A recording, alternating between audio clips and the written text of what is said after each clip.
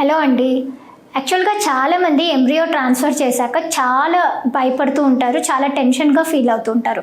మేము ఎన్నిసార్లు ఏమేం జాగ్రత్తలు తీసుకోవాలి, ఏమేం ఫుడ్ తీసుకోవాలి, ఏమేం తినకూడదు, ఎలా ఉండాలి అని నేను చెప్పిన కన్సల్టెంట్గా, తర్వాత జూనియర్ డాక్టర్స్ ఎవరైనా చెప్పినా, ఇంకా నర్సింగ్ స్టాఫ్ వాళ్ళని చెప్పినా, మళ్ళీ పోయి ఫార్మసిస్ట్లను అడుగుతారు. ఇంకా కొన్నిసార్లు ఇంకా రిసెప్షనిస్ట్లని కూడా తీసుకుంటే అంటే వాళ్ళ అడ్వైస్ అనేది తీసుకుంటూ ఉంటారు. సో దీని గురించి చెప్పాలి అనుకుంటే యాక్చువల్గా ఏంటి అంటే ఎంబ్రియో ట్రాన్స్ఫర్ చేశాక యూరిన్కి వెళ్ళాలా వద్దా అని చాలామందికి డౌట్. ఏ ఫుడ్లు తీసుకోవాలా అనేది డౌట్. సో దీని గురించి మనం చెప్పుకుందాం. సో యాక్చువల్గా ఏంటి అంటే ఎంబ్రియో ట్రాన్స్ఫర్ అయిపోయిన తర్వాత యూరినేషన్ చేయొచ్చా లేదా అని చాలామందికి డౌట్. ఎంతసేపటి తర్వాత చేయాలి అని. యాక్చువల్గా ఏంటి అని అంటే గర్భసంచికి మనము స్ట్రైట్ లైన్గా ఉంటే ఎంబ్రియో ట్రాన్స్ఫర్ చేసేటప్పుడు క్యాథెటర్ అనేది ఈజీగా పోతుంది అన్న ఉద్దేశంతో మేము బ్లాడర్ని ఫుల్గా పెడతాం అనమాట. అంటే యూరిన్ సంచి ఎంటీ చేయకుండా, ఖాళీ చేయకుండా అది సపోర్ట్ కోసం బాగా ఉంటుంది, అంటే యూట్రస్కి సపోర్ట్గా ఉంటుంది అని చెప్పేసి మేము యూరిన్ని తొందరగా పోకండి అని చెప్పేసి ఒక గంటన్నర వరకు దాన్ని ఆపుతాం అనమాట. సో దీనివల్ల ఏమవుతుందంటే ఎంబ్రియో ట్రాన్స్ఫర్ ఈజీగా అయిపోతుంది. ఎంబ్రియో ట్రాన్స్ఫర్ చేసిన తర్వాత ఏమవుతుంది, ఈ గర్భసంచిలోకి మనం బేబీస్ని పెట్టిన వెంటనే లోపలికి వెళ్ళిపోతాయి అనమాట, అంటే చచ్చుకపోతాయి అనమాట. అంటే దాని లేయర్స్ లోపలికి పోయి అతుక్కుంటుంది. మనకి కనిపించేది అంటూ ఏమీ ఉండదు, బయటికి వచ్చేది అంటూ ఏమీ ఉండదు, వెంటనే లోపలికి వెళ్ళిపోయి అతుక్కుంటుంది. సో ఈ ప్రాసెస్ అనేది మ్యాక్సిమం ఒక హాఫ్ అన్ అవర్లో తెలిసిపోతుంది. అందుకని బేబీస్ని పెట్టిన తర్వాత ఎంబ్రియో ట్రాన్స్ఫర్ తర్వాత ఒక 20-25 మినిట్స్ మేము అదే పొజిషన్లో ఉండండి రిలాక్స్డ్గా అని చెప్తాం. దాని తర్వాత వాళ్ళు యూరిన్కి వెళ్ళేసి నార్మల్గా రెస్ట్ తీసుకోవడం ఓకే. దానివల్ల ఏ ఇబ్బందులు ఉండవు, ఎంబ్రియోస్ అనేది బయటికి ఏమీ రావు, ప్లస్ అబార్షన్ రేట్లు ఇంక్రీజ్ అవుతాయన్న ఉద్దేశాలు కూడా ఏమీ ఉండవంట. దీంతో పాటు చాలామందికి ఏంటి డౌట్స్ అని అంటే ఎంబ్రియో ట్రాన్స్ఫర్ చేసే ముందర, ఎంబ్రియో ట్రాన్స్ఫర్ చేసిన తర్వాత ఏమేం ఫుడ్ తీసుకోవాలి, ఎలా జాగ్రత్తలు పాటించాలి అనే డౌట్ చాలామందికి ఉంటుంది. సో ఫుడ్ అనేది పర్టికులర్గా పైనాపిల్, పపాయ అనేది తీసుకోకండి అని చెప్తాం.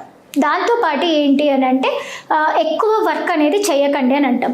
ఇంకా ఏంటి అని అంటే మేము పెట్టిన మెడిసిన్స్ అంటే అవన్నీ కంటిన్యూస్గా కరెక్ట్ టైంకి వాడితే బెటర్ కాబట్టి, ప్లస్ అది వాడడం వల్ల ప్రెగ్నెన్సీ రేట్స్ని ఇంక్రీజ్ అవుతుంది కొంచెమన్నా అని, హెల్ప్ఫుల్ అవుతుంది అన్నది, సపోర్ట్ వస్తుంది అన్న ఉద్దేశంతో మేము ఎక్కువ ప్రయాణాలు చేయకండి, బరువైన పనులు చేయకండి అని చెప్తాం. ఇంకోటి ఏంటంటే ఎంబ్రియో ట్రాన్స్ఫర్ చేసిన తర్వాత ఎక్కువ వర్క్ చేయొద్దు, బట్టలు ఉతకడం కానీ, బరువులు ఎత్తడం కానీ, ఊరికూరికి జర్నీస్ చేయడం కానీ ఇవన్నీ అవాయిడ్ చేయమని చెప్తాం. ఎందుకనంటే ఫుడ్ అనేది కరెక్ట్ టైంకి తీసుకోవాలి, ప్లస్ మెడిసిన్స్ అనేది కూడా చాలా కరెక్ట్ టైంకి తీసుకోవాలి. సో ఫ్రూట్స్, వెజిటేబుల్స్ అంటే పండ్లు, కూరగాయలకి రిస్ట్రిక్షన్స్ ఏమన్నా ఉంటాయా అని అడుగుతారు. సో పండ్లల్లో చూసుకుంటే పైనాపిల్, పపాయ తప్ప మిగతా ఏవి అవాయిడ్ చేయాల్సిన అవసరం లేదు. సో మిగతావన్నీ బాగా తీసుకోవచ్చు. ఈవెన్ మ్యాంగోస్ కూడా, అంటే మామిడి పండ్లు కూడా. కూరగాయలకి చెప్తే అన్ని రకాల ఆకుకూరలు తీసుకోవచ్చు, అన్ని రకాల కూరగాయలు తీసుకోవచ్చు. దీంట్లో రిస్ట్రిక్షన్ అంటూ ఏముండదు. మేడం గోంగూర తినచ్చా, తర్వాత పచ్చిమిరపకాయలు తినచ్చా అని అంటారు, కానీ అలాంటివి ఏమీ లేవండి. అన్నీ తీసుకోవచ్చు, అన్ని కరెక్ట్ టైంకి తీసుకునేది ఉంటుంది. ఇంకా ఏంటనంటే కరెక్ట్ టైంకి మెడిసిన్స్ వాడుకోవడం వల్ల కొంచెం సక్సెస్ రేట్ అనేది ఇంప్రూవ్ చేస్తుందన్న నమ్మకంతో మేము చెప్తూ ఉంటాం. ఇంకా ఏంటి అంటే ఎక్కువ మంది మేడం ఇక్కడ నుంచి ఎంబ్రియో ట్రాన్స్ఫర్ అయిపోయిన తర్వాత అలానే నిల్చుకొని ఉండాలా, అలానే కూర్చొని ఉండాలా, ఆ పొజిషన్లోనే పడుకొని ఉండాలా అని అడుగుతుంటారు. అలా డౌట్స్ ఏమీ లేదండి. హ్యాపీగా మన పనులు మనం జాగ్రత్తగా చేసుకోవచ్చు.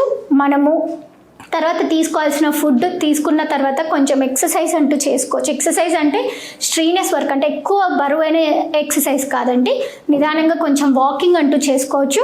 నార్మల్ వర్క్ వాళ్ళు చేసుకోవచ్చు. ఇంకా కొంతమంది ఏంటంటే మేడం ఎంబ్రియో ట్రాన్స్ఫర్ అయిపోయిన తర్వాత కార్లోనే వెళ్ళాలా, బైక్లో వెళ్ళకూడదా, తర్వాత బస్సులోనే వెళ్ళాలా, ట్రైన్లో వెళ్ళకూడదా, ఇలాంటి డౌట్స్ అంటూ అడుగుతారు. మనిషికి ఎక్కువ వెళ్ళే దారులలో ఈ స్పీడ్ బ్రేకర్స్ ఇలాంటివి ఉంటే గనక, రోడ్డు సరిగ్గా లేకపోతే గనక కొంచెం ఆ ప్లేస్ని దాన్ని కొంచెం అవాయిడ్ చేసుకోండి అని చెప్తామే తప్ప ఖచ్చితంగా మనకు రోడ్ బాగా ఉండాలి, తర్వాత వెళ్ళే పొజిషన్లో మంచిగా ఉండాలి, ఇంకా ఖచ్చితంగా కార్లోనే వెళ్ళాలి అనేది ఏమీ ఉండదండి. Thank you.